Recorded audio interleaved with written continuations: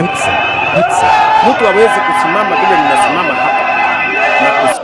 Hoya guys, mambo yameharibikia Rais William Samoei Arap Ruto. Na kuambia Wakenya wamejam, they want William Ruto to return back zile doo ambazo alikuwa na bribe member of parliaments and senators to impeach Rigathi Gachagua and to support or to pass a finance bill 2024 to 2025. Hey, Wakenya wamejam. You see guys, statement ya William Ruto yenyewe ndio imemuuza. Ndio amesema kwamba mambo ya corruption hataki kusikia tena. Unaona watu wangu, na usawia kwamba William Ruto wakati ambapo finance bill 2024 ilipelekwa pale parliament, William Ruto alibribe member of parliaments. Unaona watu wangu, 2 million ili wapitishe. Then number 2, walibribe member of parliaments kuimpeach Rigathi Gachagua 500,000. Then senators wakapewa 10 million. Unaona watu wangu, kio mtatasio mjinga ambaye alikuja kuexpose your story Aniboni Halwale. So Wakenya wanataka hizo do ama warejee maandamano upya. Sio Gen Z peke yao guys, ndo wamejam. Even member of parliaments ambao ni close allies wa William Ruto wamejam. Juu William Ruto ameonekana accusing them that wao lazima wakuwe bribed ndo wafanyie serikali kazi ama ndo wafanyie wananchi kazi. And William Ruto amesahau ya kwamba ni yeye alikuwa na bribe hao watu. Juu hao watu walikuwa wanafuata orders kutoka above. Na above ni wapi? Kwa William Samoei Arap Ruto. So usishangae kuona ya kwamba hawa member of parliaments saizi wakipeleka impeachment file pale kwa parliament ya kuimpeach President William Ruto, usishangae ya kwamba watu wote wataimpeach William Ruto. Juu William Ruto ameanza kuwa against them ili kusecure support ya Wakenya. Na mambo yamechemuka. So Wakenya wamejam na kuambia, you see guys, hii nchi ya Kenya saizi inategemea Gen Zs, sio Raila Amolo Odinga tena. Opposition leaders ni Gen Z sahi. Juu Gen Zs ndio walikiamua kufanya kitu, wanaweza tingiza Rais William Ruto. Raila Odinga amechoka. That's why tunataka acha kaya hapo ndani kwa William Ruto ikuwe rais kupeleka huyu jamaa nyumbani. Juu Raila Odinga ameona akitoka rais, akitoka William Ruto then atakosa nini? Atakosa kupewa security wakati ambapo anaenda retirement. Anataka mali yake ngojwe na serikali. Anataka pension. So acha kae pale ndani. Banao Gen Z wamejam venye tunaongea saa hii kwamba tunaenda kurejea maandamano. Juu William Ruto mwenyewe amejikosea kutukumbusha hii issue. So guys, kabla tufike pale, ensure umelike video na anasema thanks for your great support. Nyinyi ni watu wa nguvu zaidi. Kitu ya kwanza kabla tufikie Gen Z venye wana issue stern warning. Kabando anajaribu exposing the president. You see guys, kuanzia kwa regime ya Uhuru Muigai Kenyatta tukibaki, sijawahi iona viongozi ambao wako chini ya rais wana expose rais design kama hii. Kumaanisha uoga umeisha hapa nchini Kenya na watu wanataka haki. Unaona watu wangu? So kumechemka. Huyu ni kabando, but ensure kwanza umelike video na anasema thanks kwa hiyo like yako. Sikiza mambo. Tell you, there are political leaders in this country who are maintained by governors. Every Friday, every Saturday, money is collected from counties. For what use? For private business. All right? That is why prominent leaders are unable in this country to stay the 5-year course without cohabiting with the incumbent president. And now you have the incumbent president talking about corruption of members of parliament. We have people sitting in cabinet, in the council of economic advisors of the president, in parliamentary leadership, who have admitted publicly about them receiving money from the system in order to perpetrate certain motions within the legislature to forestall either oversight or a probe on a particular matter. Sorry, because people will always think, and those accusations always come because people are entitled to their defenses, that we are unfair to the incumbent president. But personally, from people in the executive, especially those who go for accountability before our houses of parliament. Mr. Speaker, it cannot continue to be business as usual. It is not possible that committees of parliament demand to be bribed, demand to be paid for them to write reports or to look the other way for what is happening in either the national government or the county governments. Of hypocrisy for Ruto to talk about corruption, to accuse MPs. We all know even impeachment, and I'm not saying this because of any political favor. During the impeachment of the second deputy president, senators admitted publicly. Even one of the best senators Kenya has. Yeah, of course we have Chris Wasige, but we have Okiya Omtata too. Okiya Omtata has said how he was given 10 million by the presidency in order to vote this way. We have members of parliament who have admitted being given $500,000. I can tell you I was at least in parliament for 5 years with William Ruto. When William Ruto was there was a motion of no confidence against William Ruto. I think it was 09. By one, Senator Bone Kalwale. He was a member of parliament and the chairman of Public Accounts Committee. Ruto tried to bribe me. During that day when the votes were being done in parliament, Yes. again, he was a minister for agriculture. Yes. If you remember that. Okay, and they sent an emissary. They was offered some money. Fortunately and unfortunately, I was not even within parliament that day. We were having an official function at Green Hills in Nyeri. So, what is he talking about? Hang on. In 2009, the current president at that time was the Minister for Agriculture. That time they were not called CSs. He was the Minister for Agriculture. And he had come off a stint after being the Member of Parliament for Eldoret North. Yes. What you're saying is that this very thing that he mentioned on Wednesday, when he said it has come to his attention, as though it were a novel idea, it had come to his attention that members of parliament or heads of committees essentially were extorting cabinet secretaries for a particular decision of a committee to go in a certain way, which he frowned upon and vehemently said that this must stop. How do we do development on this side and then you people are here where you should actually be pro-development and pro-lawmaking asking for this kind of money? What we're hearing you say, Kabando, is that in 2009, the same man had sent emissaries to you to vote in a particular direction with money over a possible censure of his involvement in a maize scandal? I've said that, and I've said it live, that he did not send emissaries. He sent an emissary. An emissary. A person who is very close to him. And is a person that I respect. And I think he knows that. That person was an assistant minister. I was also an assistant minister, so in the same cabinet with the Ruto then. Okay? And I'm saying this in the context of what you're saying today. Yes. So I was directly asked, he was given the phone. They said, tufanya nini? And I, so that I rush back from my outpost tour of duty to come and vote in parliament. It is a fact. I can also now, today, on my birthday, that I've been reminded by my daughter, Washera, the young lawyer. So, in 2015,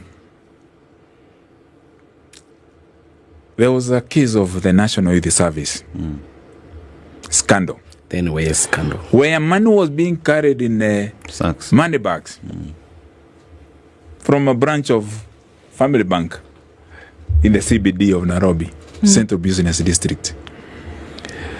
I remember the then MP for Igembe South had raised issues, medical injury.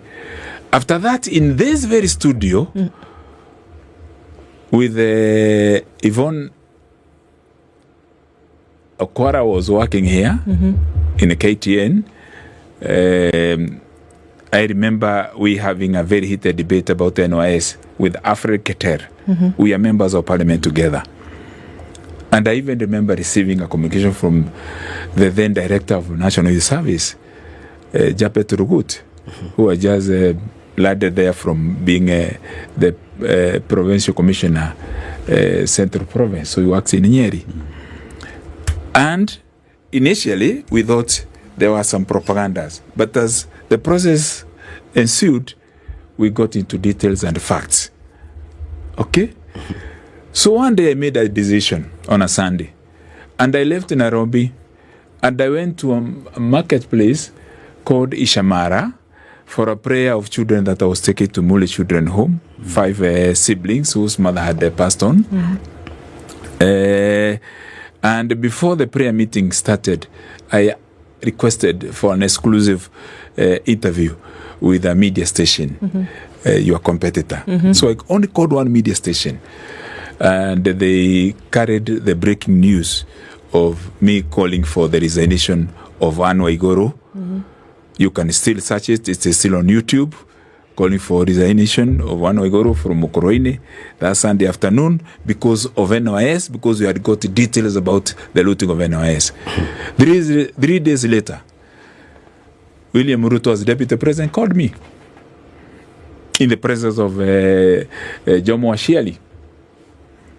I remember we had the Committee of Agriculture meeting at Safari Park Hotel.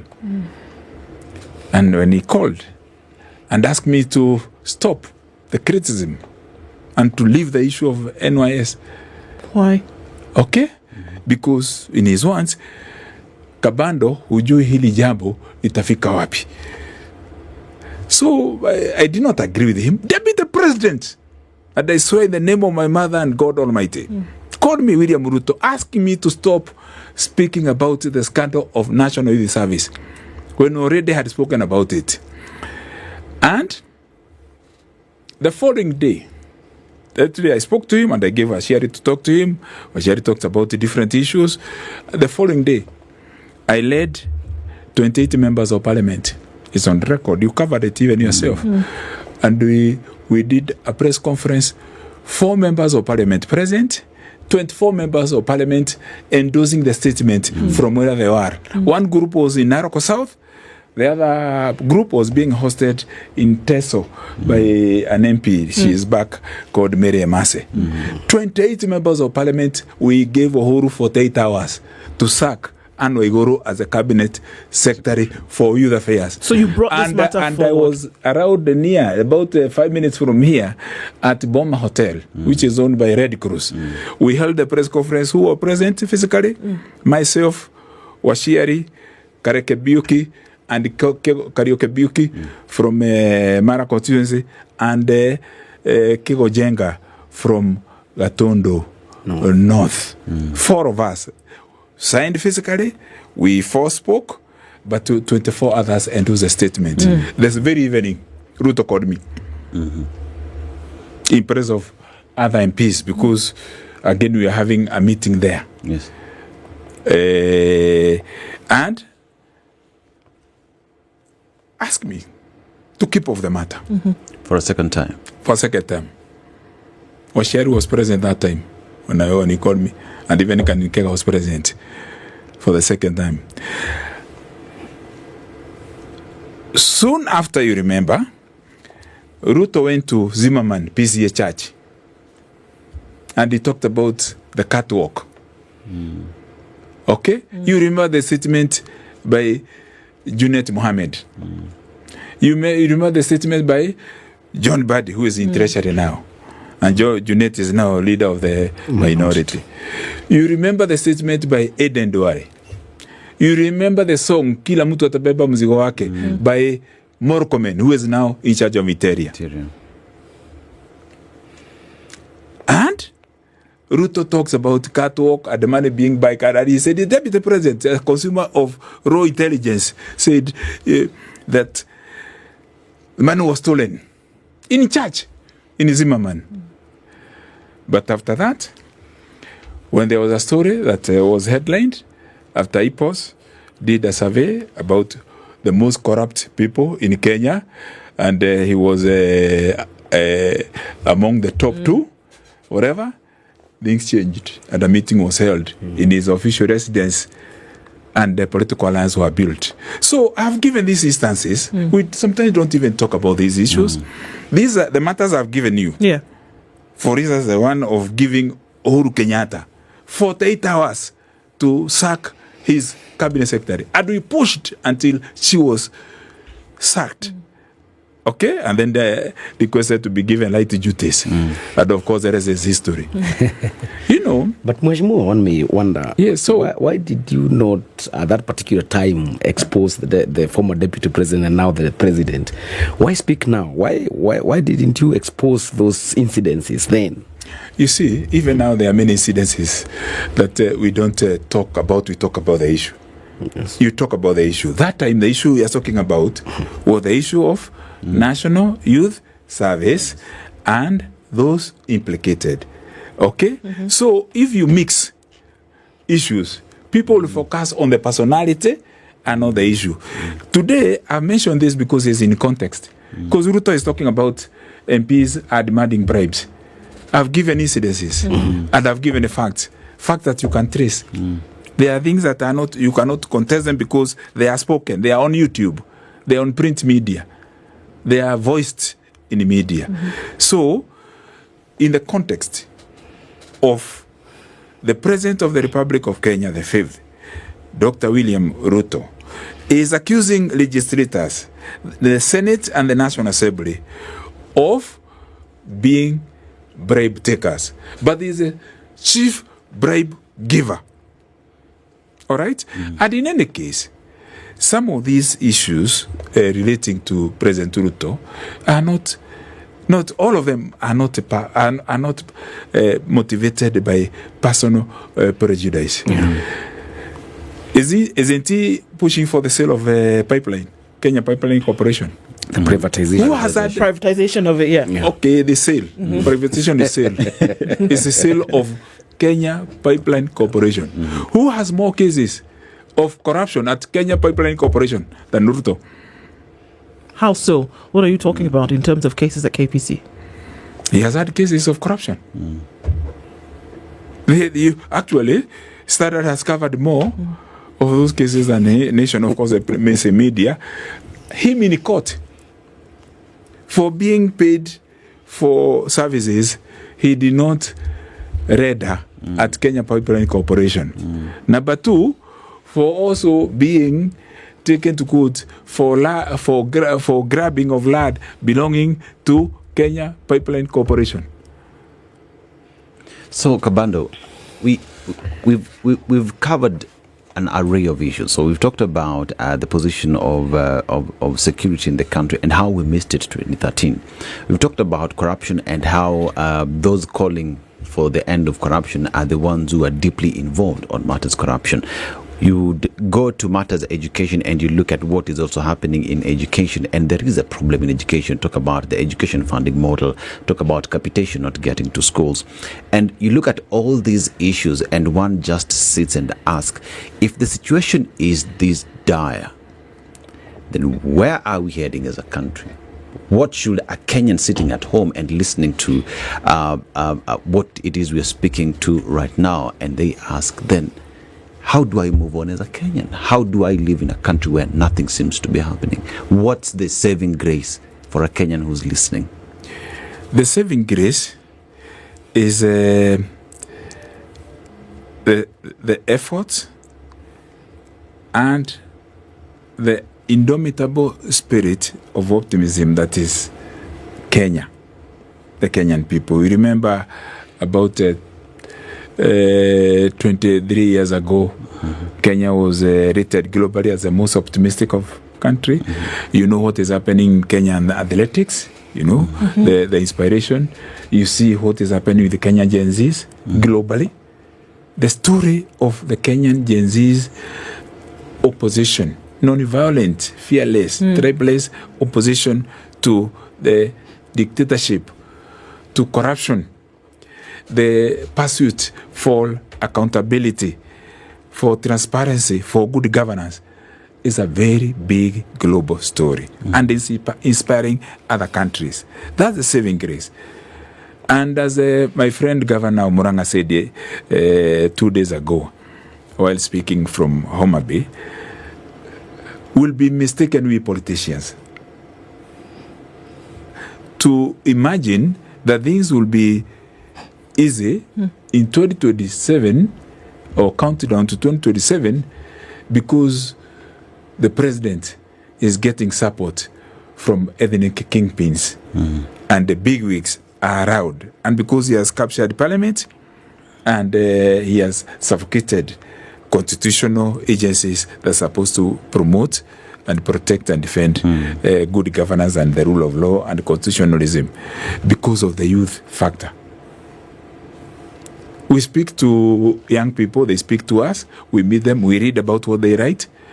There is unspoken power that is prevailing in Kenya that will bring a shock.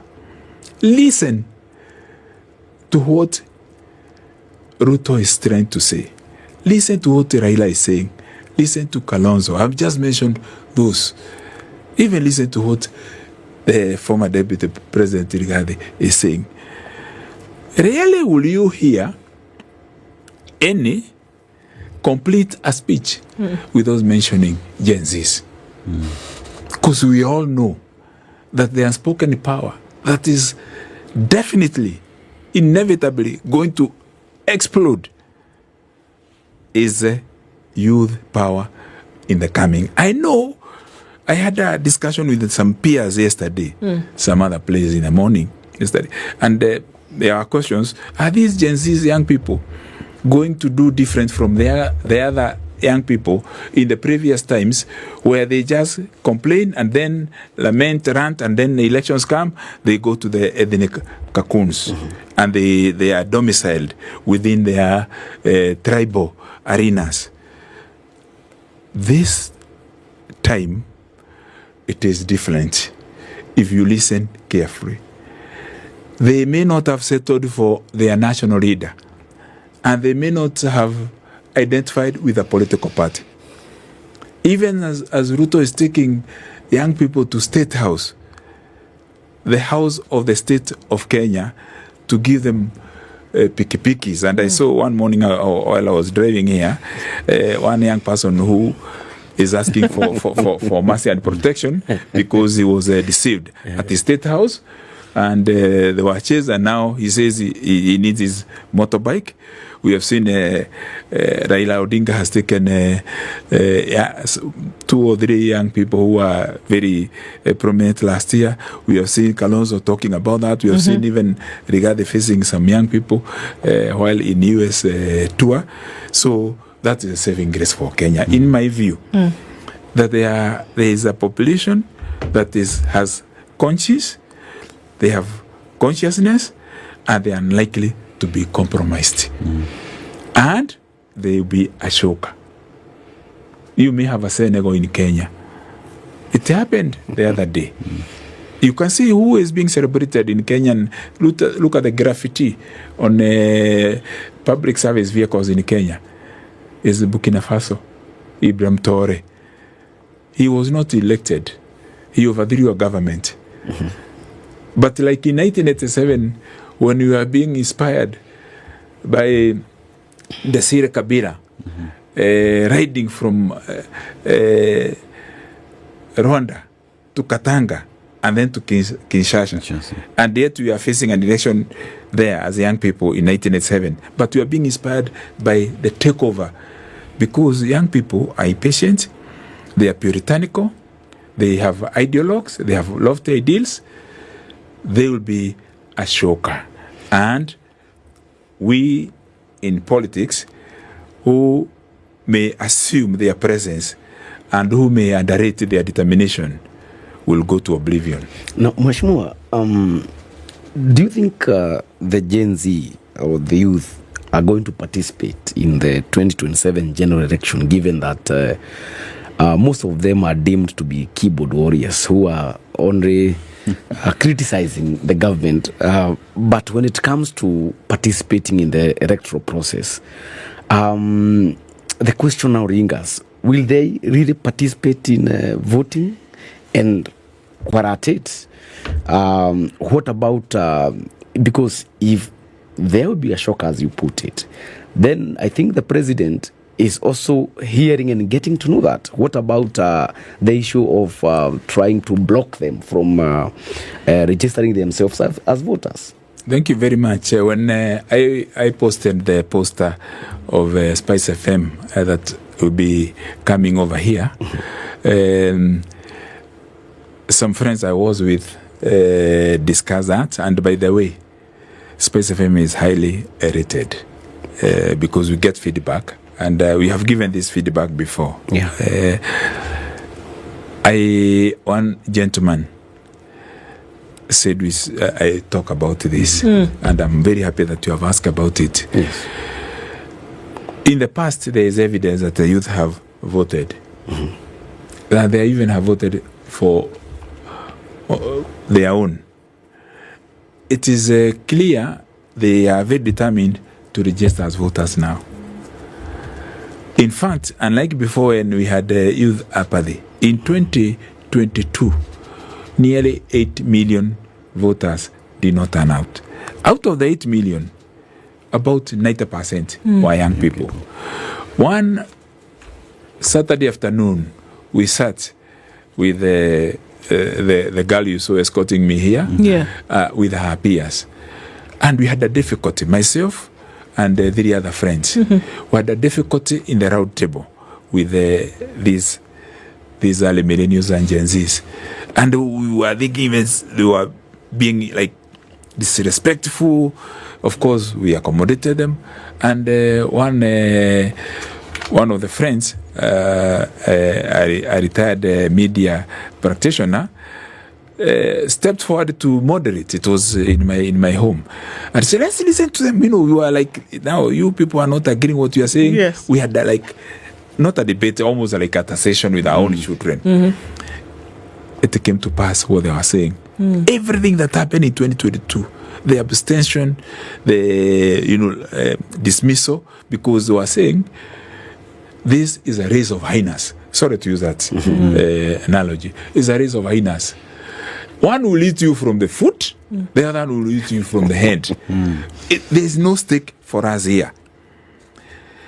This time around, it is not we politicians who are leading the onslaught on the establishment for opaqueness and for corruption, for incompetence, for brutalities and for killings. It is young people. Be warned that when you find young people ready to die for their country, history has shown that they always surmount, they always dominate, and they triumph. Look everywhere. Whether you talk about the Declaration for Independence from Pennsylvania in America, whether you talk about the Mau Mau War in Kenya, whether you are talking about the Young Nyerere in Tanzania, or the Omukuto Wesinzwe in South Africa of Nelson Mandela, Walter Sisulu, Oliver Tambo, Thabo Mbeki. Let me tell you, what is happening is not being directed by any political party. We are gasping for breath ourselves to get or placate attention of the young generation. Are they digital anchors, as David Day would call them? Okay, call them names. I can tell you, I'm a beneficiary of a youth uprising. Okay? When we were at the University of Nairobi. And later, when I came to Parliament in 2007, there was something that happened. I may not have met their absolute expectations, but I can tell you, when the youth decided to go a certain way, and then they are cross-cutting. Let me paraphrase Kenodia Morogo, rest in peace. Major Kenodia Morogo was a permanent secretary in the first group, the first leadership of the Ministry of Youth Affairs. Remember, Ministry of Youth Affairs was created after the referendum of 2005. We had a small group that I saw with my eyes that presented a paper to Kibaki with 11 points. And point number 7 was about creating Ministry of Youth Affairs. He may not have implemented anything else, but he created, with the pioneer minister being Mohamed Kuti, and the current Comptroller of State House, Katole Metito, being the assistant minister, Kenodia Murogo from the National Youth Service, the Starehian, became the permanent secretary. 2 years later, we are going to 2007 elections. The ministry requested to have a sitting with the members of the 9th Parliament on the youth question.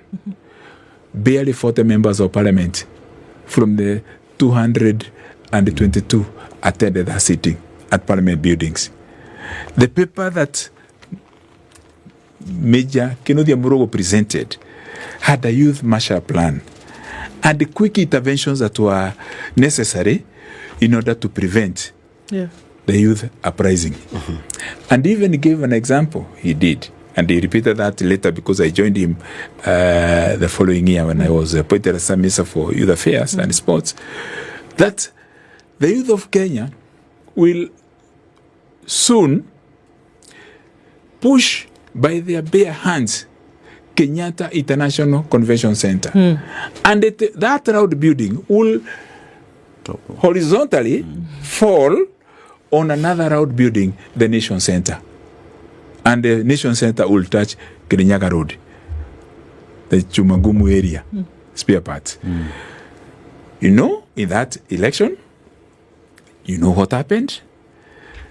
Although there was a post-election violence because of politics, but there was a youth factor that came to the extent that when Mwai Kibaki and Raila Odinga formed the Grand Coalition government, some of the things they tried to do was KKV, kazi kwa vijana, and employing machinery and the programs through Youth Enterprise Development Fund, and trying to anchor, and they did. I remember that event because I was there. We even called the former Vice President and Kamundi Awori to come from home, to come to youth service to grace the launch of the equipment that we are sending to many constituencies across the country, 40 constituencies at a time. You know, the contradiction and the irony of it all. The people who missed National Youth Service, that had invested so much in youth programs, even deployed district youth officers in every constituency, despite their messing and the graft, were rewarded. The people who messed, and you need to look at that report, the Kazi kwa Vijana Initiative, KKV, were rewarded some, and they went to devolution, to devolved units. So we have disinherited our youth at every turn. We have disinherited them. Even now, I can see the president is giving some money for Harambee Stars. Good and welcome. We don't begrudge that. Even people can even be asked to open a pay bill and even multiply because you talk about our national team and all that. But we have sat in meetings and seen and even raised it in parliament and press conferences when you are in that docket about Harambee Stars being disinherited by officials, some of whom may be prominent today. So we need to understand that was our problem. But like the PIP program, the Post-Election Action Program of 1993, our problems, our solutions. Our rescue is not the individual. Our rescue should be the strategy to upset the system. And that's a place to end on this morning, because, you know, just taking and gravitating from where we began and then getting to the point where we say what actually needs to be done. Solution oriented is where we try to finish with a lot of our conversations, and then be able to say, if you don't have a strategy to be able to sort all these things that are perennial historical issues, then where are we going? Kabando, hope this is not the last time. We hope that there will be more opportunities for you to come and speak about some of these things. Thank you for doing that today. Thank you very much for hosting me, and very best wishes for this very nice station. You are doing great work, and I deliver this message not because I'm here, it's a feedback that we receive from elsewhere. All is not lost, there is hope. Indeed. And hope. So mambo yamechemuka completely, and that's why unaona Gen Zs, watu kama kina Nuru Okanga and so on, wamejamu kwamba William Ruto kwanza ndo the most corrupt person. Juu alirankiwa number 2 I mean in the world kama corrupt leader. You can just imagine. Then anatuambia kwamba mambo ya corruption yeye anaenda kukuzika katika kaburi la sahau. Ruto ndio kiraka ya corruption hii Kenya. Kama yeye anasema ana deal na corruption, arudishe 700 billion yenye alikula akiwa deputy president. Arudishe. Juzi mambo ya Rigathi Gachagua, wabunge walitokea wakasema Ruto aliwaonga milioni 200 watoe Rigathi Gachagua kwa ofisi. Amesema mambo ya judiciary, yeye alipatiana Martha Koome pesa aseme mambo ya Raila Odinga ni hot air. The same Ruto alipea Chebukati pesa amtangaze kama president. Hiyo ndo corruption ama sio corruption? Baba hajapita kwa sababu hataki vitu ya corruption. Yeye anataka kitu iko genuine, straightforward. Yangu mwenye ametoka kwa flow ameongea mambo mingi, but unaweza kuta pengine kwa mambo 100 point ni moja. Hizo zingine zote ni TikToker tu. Mr. Speaker, mimi nataka niambie member ni muinform. Ameongea mambo ya basari. Unajua kama una mtoto kama hujaiza huwezi jua utamu ya basari. Basari inasaidia, inajenga mashule kule nyumbani. Amesema basari inapatiwana mambo ya ukabila.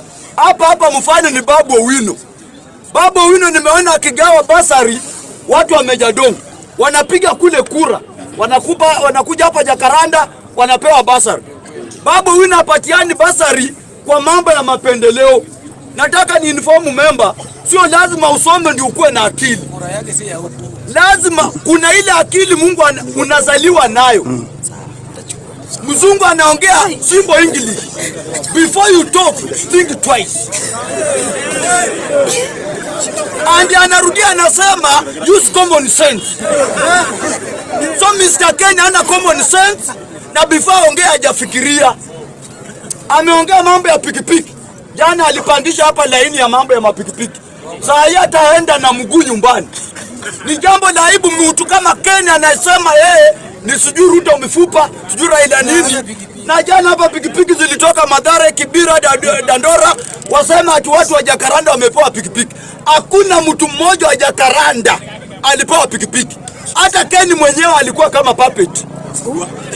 Alipewa 200 akakula, sasa anapiga hapa mdomo. Pikipiki 300 ukoze kupewa moja, utakuwa na akili timamu. Hata mimi anasema ati watu wa Korero wanisaidie. Mimi niko kazi natafuta pesa ya kampeni. Sina shida. Mr. Speaker, nikimalizia mambo ya corruption. Ruto ndio kiraka ya corruption hii Kenya. Kama yeye anasema ana deal na corruption, arudishe 700 billion yenye alikula akiwa deputy president. Arudishe. Juzi mambo ya Rigathi Gachagua, wabunge walitokea wakasema Ruto aliwaonga milioni 200 watoe Rigathi Gachagua kwa ofisi. Amesema mambo ya judiciary, yeye alipatiana Martha Koome pesa aseme mambo ya Raila Odinga ni hot air. The same Ruto alipea Chebukati pesa amtangaze kama president. Hiyo ndo corruption ama sio corruption? Baba hajapita kwa sababu hataki vitu ya corruption. Yeye anataka kitu iko genuine, straightforward. So Ruto wewe kutuambia ati corruption imezidi, wewe ndio mwalimu wa corruption, wewe ndio headmaster wa corruption, wewe ndio captain wa corruption, wewe ndio head teacher wa corruption, wewe ndio daktari wa corruption, wewe ni mwalimu amekoma na amepewa baji kushoto na kulia, na wewe ndio captain wa uongo dunia mzima. Leo hii competition ikitolea kwa watu wa uongo, Ruto anabeba kikombe. Tunarudi nayo Kenya. Ninaomba Mr. Speaker, naomba FIFA itoe kikombe ya watu wa uongo, na mimi kama Ruto hatakuwa na pesa registration, mimi naenda kuregister kwa sababu ya niko sure bet. Ninakuja nyumbani. Sure bet. Inakuja hapa nyumbani. Hiyo sitakuwa na doubt. Mwisho Mr. Speaker, nataka nilaumu maaskari wetu wa Kenya. Vijana wetu wanacheza mpira mzuri. Sio lazima kila mahali mnarusha tear gas. Hawa maaskari Speaker ni wanachukulanga watu wa standard 2 ama ni watu wanakukule elimu ya kutosha. Mpaka kwa mpira unarusha tear gas askari. Saa hii Harambee Star bado kesi kwa huko anaweza baniwa. Na vijana wanajituma mzuri. Bwana nyinyi maaskari nyinyi na wapendanga, lakini ile kitu mlifanya Ruto inafaa kwa hizo vibanda zao na lala ndani walale nje venye Kenya amesema. Ndio wajue taksi yetu si ya kurusha tear gas ama maandamano imepungua, ndio maana mnarusha.